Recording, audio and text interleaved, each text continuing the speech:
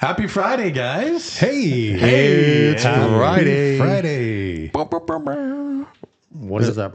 Is that the Friday? That was like the Blues Clues. Yeah. Oh yeah, that actually was like that Blues was- Clues. yeah. Remember that Blues Clues? I did. Yeah. With Steve. Yeah, it was Steve and Blues Clues. Happy Friday. Happy Friday. Happy Friday to you. What are we talking about today, fellas? Well, I was actually thinking about. I wanted to talk about scams. All the scams you've done in your life, or No, not those kind of scams. No. But no, you know what? It seems to me like every time I turn on my computer or the phone rings, you have to be so wary now that every the whole society has just turned into this very elaborate blend of scams that are going on. From, people calling you about your parcel stuck or this, fake people calling you saying they need your money, people trying to hijack you saying they've been watching on your camera and, extorting you. I mean, you name it. There's just your credit card getting copied. There's so many. Mm-hmm. And I was thinking about that. And I just thought, like, how the hell, like, we're at a point where we can hardly protect ourselves, frankly. I think what's concerning for me is we have parents who are now older. Mm-hmm. They're incredibly still. And not very techy. No, they're still techie. Yeah. But Have you not seen how Dad programs a Fire Stick? No, they're it's still amazing. techie, and I consider them to still be on their game mentally. Absolutely. But there are a lot of people who are not, and they're the ones who are being taken advantage of big time. But I think, as you said, Chad, it's getting harder for us to keep ourselves safe, and we're onto it. Like we're aware of it, how prevalent it is, and people that aren't aware of it are getting scammed out of millions of dollars. Absolutely. Yeah. The one that I had happen, I've seen it before, is I get a text, and now it's even more evolved, but you get a text from your son or daughter. Right. I've run out of money. I'm on vacation here, and can you please send me some money? I'm stuck. I'm in jail. Whatever it is, and it's coming up as their number. Like it's very sophisticated. And now to add to that, they're now doing AI using their own voice. So when they call you, you think you're talking to your son, but it's not your son. Yeah, that's what really got me thinking about it, because there was somebody, was saying that, that somebody called them and it was like their grandmother's voice saying, I've broke down on the side of the road. I need some money. I forgot my wallet, whatever. Could you just, e-transfer me, whatever, something. Yeah, but that's how you know it's a scam. Because your grandmother probably doesn't know how to accept an e-transfer. I know, but I mean, this is just, I'm just saying Yeah. it's the fact, I'm not saying you're going to fall for it, but it's the fact that, with AI now, you can be manipulating somebody's voice so you think you're talking to somebody else, or their face, that, their face on, another body, and just blur out the picture a little bit so it looks like them, it sounds like them, and you can get taken so easily. If people are going to put my face on another body, I can give you some suggestions for the body I would like to have. Yeah. Pee-wee urine? That's the first one that came to mind. Yes. Yeah. So Sip my tea. here's a question, Chad. How many times have you gotten we've seen you visiting these adult sites and we have video of you? Yes. I think twice. Once a couple years ago. Twice, what, last week or? No, not last week. Twice. No, honestly, I got one probably a couple of years ago. And, I'd never had one of those before. So you start thinking, like, does somebody have access to my camera? What's going on? You can't help but, wonder, has somebody been watching me in the house? Whatever it is. And obviously, I just didn't do anything about it. And, nothing ever happened. But I did get another one, ironically, a couple days ago from somebody. But it seems like they've ramped it up now. It wasn't just, I'm sending you this because I've been watching your camera and I've seen the sites you've been visiting. And if you don't send me $2,000, I'm releasing this to your social media, to all of your Facebook friends. And, they go on and on about all that stuff. But they mention in there stuff like, and yes, I do know who you are and I know where you live and this is your address. And they were sort of spouting off some personal information. And I thought, geez, like, they're really going to the next. I still didn't, because I know there was nothing that they were going to see of me that I was worried about. But you start kind of panicking a little bit. Like, Is that because you had your camera blocked? Or? That's right, yeah. A big piece of masking tape over the top. No, it's just, I knew that they hadn't, caught me with whatever. But it was just, they start mentioning personal information and you start to go like, holy crap, like they're ramping it up to the next level. Yep. So that brings up a good point, which is, does that maybe then make you rethink your socials, and should they be private and not public? Because mine are all private or public. So are mine. I don't, you don't have to be like a friend of mine to look at my Instagram or my Twitter Yep. or X, right? Like it's just, I've never understood that because it's supposed to be social media and it's kind of like an open platform. It's a free-for-all. Right. So why would you then restrict it where now it's only Right. certain people can see? I don't have anything I'm trying to hide in my life. No. So I'm like, hey man, you want to creep me or click on my pages or look at whatever, pictures I posted, knock yourself out. But it brings up a good point. What information can a scammer, gain from that? Well, Whatever they want. there's tons. I mean, there's tons of our personal information available online in all kinds of places. Facebook, like you said, just, in this last one, he mentioned my address. He could have very easily gone on to, looked up my name and found my own place. Oh, I see you worked for FMG. You did this, and just start rhyming off personal stuff. And you start to panic a little bit like, holy crap. But I think at the end of the day right now, luckily I'm not going to fall for that crap, but I think a lot of people do. And what bothers me is that now with, AI and stuff, let's just say I never even have turned on the camera on my computer. It doesn't matter. But if I hadn't, somebody could take my face, put it on anybody, make it look like it was me, make it sound like it was me, and blast it all over social media. And I have zero protection against that. Yeah. That's what's scary is that the technology is there that any of us could be set up in a bad spot. What's already happening? They're using celebrity faces on porn sites, and then saying that that's them. Yeah. Leaked video of so and so. Yeah, it's very scary. It's what it is maddening that people have nothing better to do than to scam others. That's what it is for me.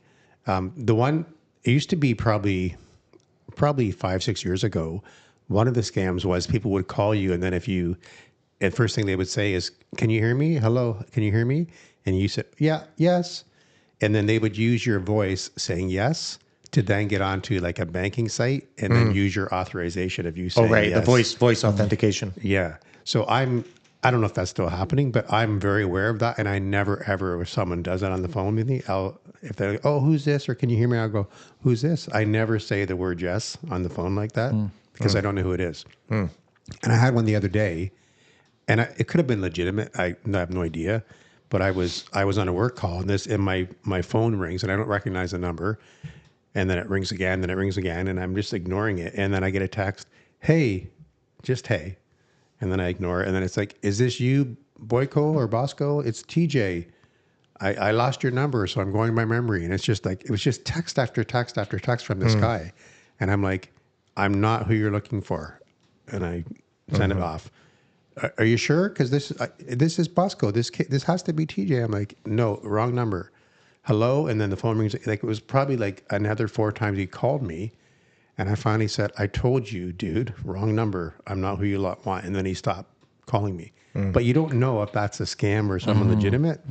What I hate is that we're so paranoid now that we assume that it's a scam, which I think is also wrong. Like, Well, I think you'll have to almost assume it's a scam because 90% of what's going on is a scam. How many times have you been contacted by CRA in the last 5 years that they were on their way over to arrest you now because of taxes? It's like, come on, man. But now there's apparently there's supposed to be some money coming back to people for like something to do with grocery pricing or something like that. I heard that there's some benefit of $250, whatever everybody's going to get back. So now they've said they're going to deposit it directly into everyone's accounts. But now people are calling and saying, "Hey, we're calling. Have you heard about that? We just need to confirm your banking data so that we can make the deposit." And there's so many people getting sucked in, and I don't know what to do about it, but it's pissing me off. I know like my credit cards have been hacked a couple of times. Yeah. My business account has had 2 checks written off of big checks that we had to close our account and change our account numbers twice. So was that on the check? So they wash your check? They so- intercepted and just wash it and made it for a different amount? Well, I don't know exactly how they did it, but we had a check that we had actually sent out in the mail to one of our vendors, and he kept saying he never received the check, and we're like, well, that's weird. Well, then in the meantime, we found out we got a call from somebody I believe in Calgary, and she said, "Is this FMG? Blah blah blah." I said, "Yes." She said, "I'm just calling you." She goes, "I don't want to alarm you, but I just need to ask you a question. Did you recently write a check to so-and-so for $24,000? I'm like, "What?" I said, "No." And she said, "Okay, I just got hired by a company and my job was to go, they give you these checks and you just got to go and deposit them. Blah, blah, blah." Really? And I was feeling like maybe it was a scam and something just told me I should try to look you up. So I found you online. You are the company. I said, "I absolutely did not write that check."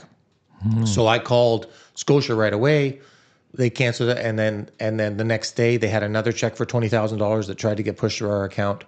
So, and they had blocked it because we had already called. But I mean, that's friggin' scary. Hang on, are you saying that the woman who called you was hired by the scammers? Yes. And wow, Yeah, because so of what her, because of her integrity, she called you. Because the scammers are Wow. they're basically stealing all these checks, and they're saying they just hire people to say, we just need you to go pick up a check here and then just take it and deposit. Here's the deposit info, and you put it on. So they're keeping their hands off of it. They tell you, Wade, hey, we've got 20 checks to get picked up today. You drive all over Calgary or whatever. You pick them all up, you bring them to the bank, and they're going to pay you X amount of money to do that. But she just thought it sounded fishy. But why are they paying me to go look at these things? And so she decided to call me because it was a big check. Thank God. And I found out, but we had to change our account info, I think twice actually. All of our accounts, everything, credit cards, just change it all because we found out somebody was using our account checks. And then we had one check that went missing in the mail. And that's obviously where it came from. Well, it won't be fair to say where I worked. I'll just say a company that I've worked for. We'll just say that. That happened to us, but it was an email scam. And it was so elaborate that whoever it was scamming got access to our director's email, executive director's email, sent an email to our finance person with an invoice. Can you please pay this? It needs to be done by end of day today. I forgot about it. It's very important that it gets paid today. And it was for a lot of money, like $50,000. And then another email from the same executive director. Have you done this yet? It's important it gets sent out. And finance sent it out. Oh my God, they fell for that? Yeah.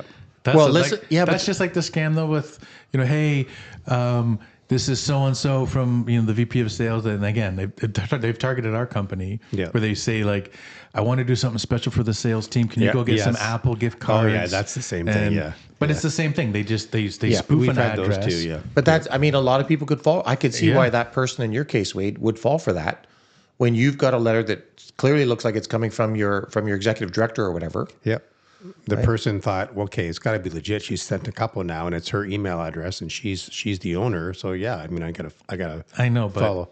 No, I know. As long as you take any kind of phishing, training, the first thing you realize is if you get a request that's out of the norm, that's not a normal thing, you call the person and verify. You don't just accept an email. But I'm sure after now, that they put some things in place. Trust me. But we were a victim of. Yeah, Wow. until it happens to you, you don't realize maybe what you need to do to protect yourself because you don't expect that, right? Well, I do know there was a scam, and I think Chad, it goes along your point where you said these direct deposits and stuff. I've gotten a ton where they say, "Hey, $1,300 has been sent to you as a rebate, right? From Amazon. Yeah, deposit. Here. Yeah, deposit the money now, and it's got to, you click, and I have clicked it.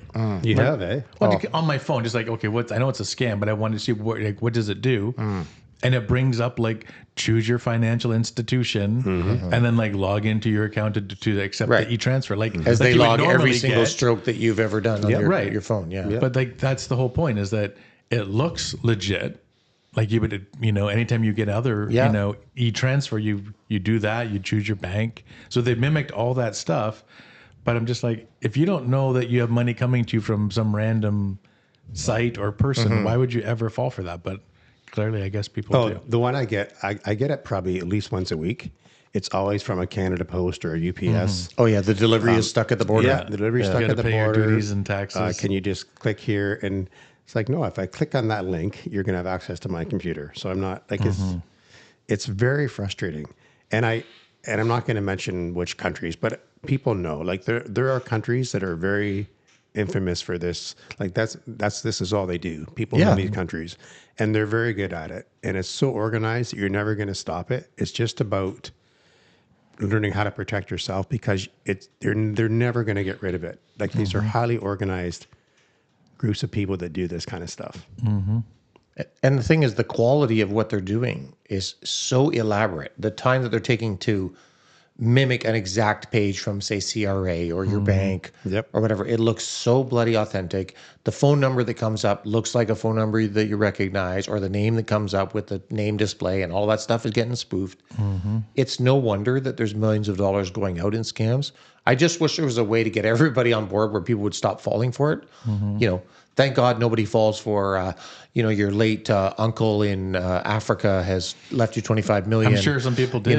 People do. I'm sure some people did, but I mean, that was around for years and years, and I'm sure some people got sucked into it. Yeah. I still find, I see there's still the odd TV show on catfishing and stuff, and I think, okay, how are these people still falling for this guy? He works overseas and he just got stuck and they took away his wallet and he didn't get his paycheck. And People still are the checked. plane got canceled or he got injured by a helicopter crash or, whatever. All of these crazy things. Actually, being that Valentine's just passed, I'm thinking all these people that maybe didn't have a Valentine that were lonely and by themselves, I hope none of them are falling for that. But that's what it is, Chad. It's loneliness, it's isolation, it's mental health, it's insecurity, it's lack of confidence, it's all those things. And these people are so gifted playing at on it. preying on those individuals, and people still fall for it. They still do. And I feel, obviously the first thing is, seriously, like you fell for that? Like what's wrong with you? But then I feel bad for them. Like they're just trying to form a connection and then someone took advantage of them. So it's terrible. The other one, and it's not so much a scam as it is maybe a crime, but it has to do with car thefts and how that's happening now. And the big thing now with key fobs is that they now have the technology to get your key fob signal. So a lot of criminals they'll actually work in pairs. And one will be in the driveway late at 2 o'clock in the morning with a signaling device or an antenna, and they get up close to your house and they get the key fob signal. The other person's standing at the car door, and as soon as they get the signal, they're into your car. Yep. And it's now startable. Once you stop that car, they can't start it again. So what these organizations do is they will have jerry cans of gas with them, and they'll drive right to a port city with that car and never stop the engine. Because as soon as they turn it off, it doesn't start again without the key. And now your car's gone. No, but then how do they get it started when it gets to? Because they also have the technology to duplicate the fob, so they can do that too. Yeah, but just that one off. Yeah, they can't shut it off. Yeah. I'll be honest. When you told me about that, I was panicking because probably one of the top 5. You're on the list. Yeah. Yeah, F-150 is one of the biggest ones. Yeah. And so, luckily I got that little pouch from you that, protects your key fobs. The Faraday bag, yeah. Yeah, which I do keep the key fobs in. But I'm so paranoid now when it's sitting there in the driveway to make sure, like before I go to bed, I'm checking to see that I put my key fobs in that bag. Because even if they're sitting on the kitchen table, anybody can be walking by and starting my car and taking off. And that's bloody freaky that somebody can do that. I was just going to say the big scam right now in Toronto are all these little bump and grabs. Oh, smash and grabs. Yeah, 100%. Well, not smash and grab. Oh, okay. Like a bump and grab. So What's that? you're driving, you're in a parking lot or on the road, coming up to a light, and the guy behind you just a big crash, but just hit your car just lightly. And it's like, oh. So you just come out to have a look. You get out to look at the damage, they get out, and then pull a gun, and steal your car. Yeah. That's going on in Toronto right now? Yeah, big time. Wow. Yeah, there was a big thing on the police they were putting an alert out or a notice that don't be very careful that if you get a minor fender vendor that but see that's such a tough one because you also are not allowed to just drive away from an accident. But that's why they do. That's it why like they're that. playing on it. Yeah. Right. So what are you supposed to do? Sit in your car and call the police or wow. and again, I think you have to be aware of your surroundings, right? If you're there and if there's a little old lady got out of the car behind you, probably she's not in the scam. Correct. But here's the thing: even if you stay in your car and call the police, if they're really going to do that to you, they're going to come and break the window and pull the gun on you anyway. Yeah, but then I would assume if they start coming out and they're approaching your vehicle like that, I would then just drive away. Yeah, it's bloody scary though, because these groups are willing to use weapons and firearms, and they're willing to shoot you to get your car. So it's very scary. I did not, I was just thinking about cars. I was, that, well, maybe you don't know, but last year I got my debit card read at a gas station in Tilbury. Yeah, I remember that. I did not see it happen. I didn't notice that anything looked funny with the machine. I put my debit card in, and then somebody went in. They got my debit card. They ordered tickets for something to Punta Cana or something like that, something else. And then Missy said to me, "Did one of you guys just book a thing to like the Barbados or wherever it was?" And I'm like, "What?" And I started looking at these charges. So I called immediately, and sure enough, that's the only place I had used that card. was in Tilbury at the gas station. And so literally what I found out they had done was put a little fake reader on the thing. That's what they do. Right? Yeah. Go through. And what they're doing is they're sitting from a half a mile away with a pair of high-powered binoculars or whatever, and they're looking through and they're watching to see what code I punch in so that once they've copied my thing, they can do it. So now I'm like, now that I knew that that was going on, now every time I go, I'm looking at it like, does it look like this thing's been played with at all? And then even if it looks fine, when I'm still putting in my number, I'm covering it with my hands. I was going to ask you, do you cover your PIN? Well, you should always cover your PIN. I do now because I'm so nervous about, or I'll look around and see like, is there anybody behind me that looks like, they could be able to see me from here. But you didn't cover your PIN before that? You just never thought about it? I tried to be nonchalant, but I mean, I wasn't putting my hand like right over and covering it. I'll tell you what I do, and I've done it. I've done it for years. I open my wallet to get my debit card out, and my wallet becomes the screen to block the numbers I'm putting in, so people can't. Because it's not only are they sitting there looking at you from a distance, right? They've also they put those fake facades on those things with cameras that are also pointing down to see what numbers you're putting on. So it's. Yeah, you have to do everything you can to protect yourself, and you feel like you're being an idiot covering your but your PIN you're and not. stuff, And I mean, it's happened to me now that it's happened a couple of times. I'm like hyper vigilant about it. Another thing that I don't know if you guys have noticed this or it's happened to you, but it happened to me also with my credit card. When you go to like London has like London Ribfest or one of those sorts of things in the park, and there's all these vendors and everybody's using wireless debit machines. Yep. People are sitting there in the park with their technology, just catching all of these signals, through the air. Yep. And your credit card's getting lifted. You go to buy, whatever a drum, a painting, whatever. From like in my case, it was a painting that I bought at I think it was the folk festival, and somebody randomly scooped my credit card info out of the air. Because that doesn't make any sense though, because it's based on proximity, and so you have, but they could be sitting physically. But you've got to when you come to a machine in the reader, it's not beeping until you get that close to the NFC chip, and then it'll. No, it wasn't a tap at that time. It was a PIN. It was just a PIN. How did they? I put my card in. Well, I don't know how they're doing it. I'm just telling you that it got lifted from there. And I think when you go to those kind of places where that. There's just random vendors. You really don't know who anybody is. It's not a reputable store necessarily. It's just, Joe Blow's. We just trust. Joe Blow's craft store, whatever. I'm not saying they're all crooks. I'm just saying that you're in a vulnerable position using your credit card in those spots. So here's one that I may have told you guys. It'll freak you out. That I learned this probably 6 months ago at a training session. When you go to an airport or any kind of a public place like that. Don't plug in. And they have USB ports for your phone.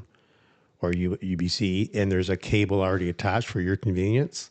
That cable is rigged to get all your information downloading your information off your phone. I just found out about that this year, and that was a bit of a shocker. I don't know if you probably knew that, Spence, from travel a lot.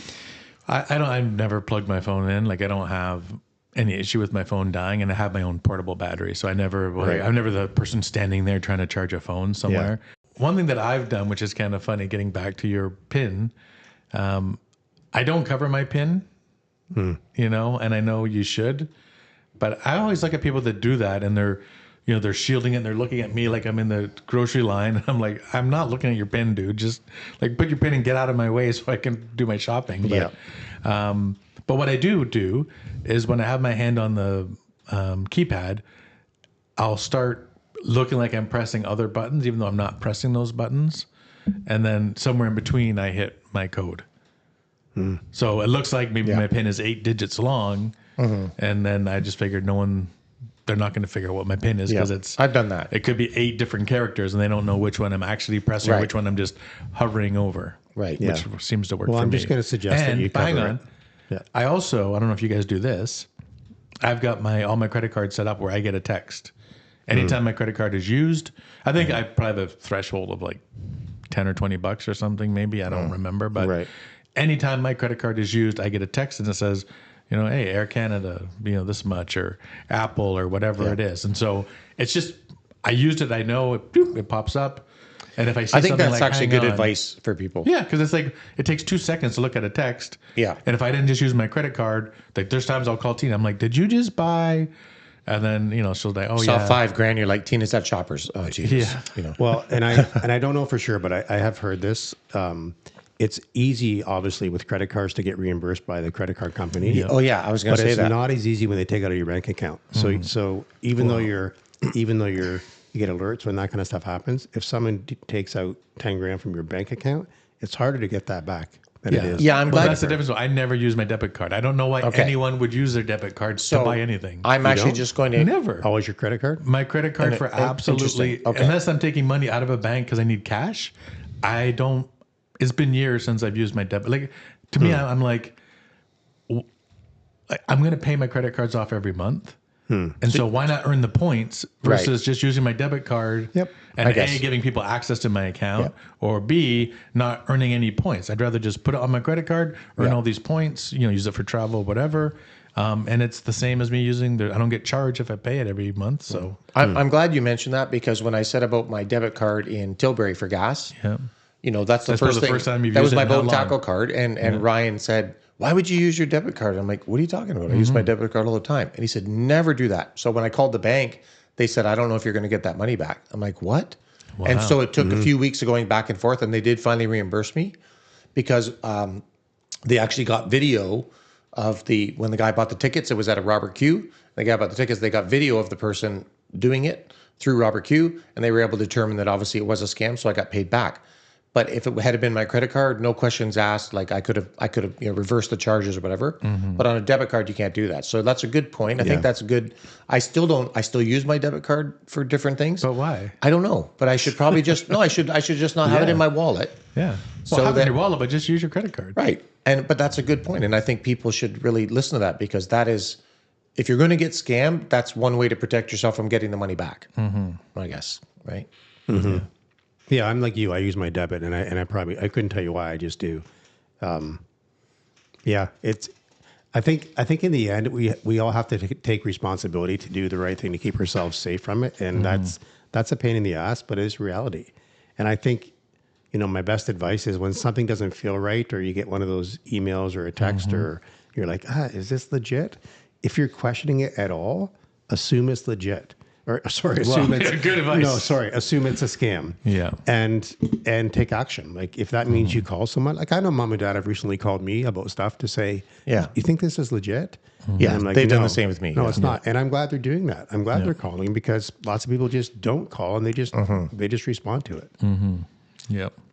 I want to know, have either of you guys heard the term LIA? LAA, Chad. LAA? LAA. No, I think it's LIA. LIA. Let me look up actually what it said here. LIA. It's ALAYE. But it's pronounced. LAA. It's a scammers. It's a scammer code. LAA. Okay, whatever. It's Just kidding. Spence is acting like he knows about it. he has no clue what I'm talking Yeah, I have about. no No, idea. it's LIA is how it's pronounced, but spelled LAALAYE. And I just learned about this today. This is actually I guess we'll say a code word that scammers use. And this only works if you're getting one of those phone call scams or whatever. But LIA is a term that scammers use between themselves so that they know they're talking to another scammer and they're just going to give up the scam. Like you've called and you got the phony, whoever you are, CRA on the phone. And I say to you, buddy, LIA, that's like an international code of sorts. So that scammer knows he's talking to somebody who's also a scammer, and he's not going to waste any more time on you. Well, here's what I know, Chad. As soon as the general public starts to use LIA, they'll change the code to something else. Well, I'm sure they will. Yeah. But, one of the other things they had said when I was reading up about that was, well, just tell them that you've contacted the police and stuff. And I'm thinking, that guy's on the other phone. It's like you saying, come on, guys, we're caught. Like, it's Yeah, not, they don't. Yeah. What's it really going to do? They don't care. It's like, oh, no, you called the police. Like, I'm in Bangladesh. You have no idea where I am, wherever I am, I have a couple times when I've had those calls. Yeah. I'll be like still talking to them, and I'm like, oh my God, that sounds serious. And I'm just like, kind of, and they're like, Playing dumb. yeah. And then they say, all right, I think I've kept you on the phone long enough that they've done a trace. And then it's like, Yeah. and I start laughing. Yeah. Right. Yeah. yeah, they you got to have fun sometimes Yeah. with it. Yeah, they have said if you want to get rid of them, just keep wasting their time or act like you're so stupid. Now, press the space bar. Which bar is that? Where's the on button for the computer? You know, you ever watch that? There's a guy named Pierogi, and I think it's called it's something Payback Scammers. Have you ever heard of that? Yeah, where the guy does like the old lady, like Right, "Hello." right. He calls the call centers back in India or wherever they are, and It's classic. Yeah. and I think, oh, that's so great, and they're getting so frustrated, and he's just videoing it all. So you said I got to press the space bar? Yes. Don't press anything else. Okay, I hit enter. No. Yeah. Right? Yeah. It's actually, if you've never watched it, is Can you actually spell fun. that one more time? yes, Payback Scammer, it's called. It's pretty classic. and it's pretty entertaining watching him just mess with the scammers. But I think I don't know how we get rid of them, but I just felt like it deserves some talking about because I've been hit a couple of times. My business has been hit. I'm just now hyper vigilant in all the things that I'm doing day to day. When in doubt, make a phone call. Right, it takes 2 seconds. Yeah, Yeah. it takes 2 seconds to check and make sure that you're not a target. And if here's you're the- alone, Well, I was just going to, and here's Yeah. the thing. If it was actually legit and you didn't respond to it, trust me, they're going to get back to you. Like Yeah. it's not urgent to respond right away. Yeah, I would agree. Yeah. And on that note, if you'd like to help us spread the word of how to speaking of urgency, yeah, Yeah. you know, like pass this video on, right? Yeah. Like, share, subscribe. Sure. Send it to your friends. Let's everyone, be part of the solution? ProBROknow network. well, and the Yeah. solution for this particular topic too is good just to let people think about some of this So stuff. you're really saying be a pro bono vigilante. Vigilante. Yes. From the French word vigilant. Yes. I think we Yes. should stricken that word from the English language. Anyway, guys, awesome topic. And we'll Yes. see you next Friday Let's do it. We will. on Pro Bono.